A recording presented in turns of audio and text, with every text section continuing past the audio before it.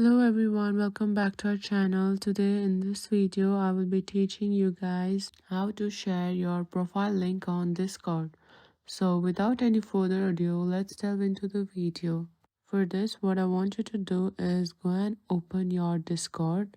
Go to your profile and then tap on the settings icon present on the top right of your screen.